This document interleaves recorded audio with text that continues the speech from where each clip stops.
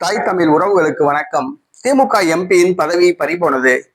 திமுக எம்பியின் பதவி பறிபோனது என்ற தலைப்பில் இந்த காணொலியை காண்கிறோம். திமுக எம்பி தற்பொழுது எம்பியாக இருப்பவர் செல்வ கணபதி. இவர் 2091 ஆண்டு நடைபெற்ற சட்டசபை தேர்தலில் வெற்றி பெற்று செல்வி ஜெயலலிதா அமைச்சரவையில் அமைச்சராக இருந்தார். பொதுப்பணித்துறை அமைச்சராக இருந்தார்.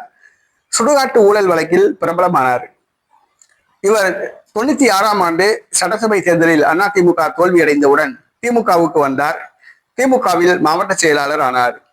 அந்த சுடுகாட்டு கூரை வழக்கில் இவருக்கு 2 ஆண்டு சிறை தண்டனை விதிக்கப்பட்டது.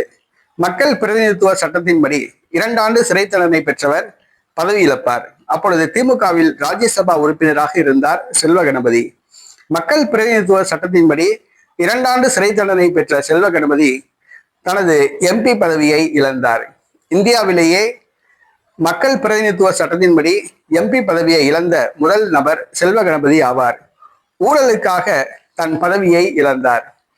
பின்பு அந்த வழக்கு மேல்முறையீடு செய்யப்பட்டு விடுதலையானார்.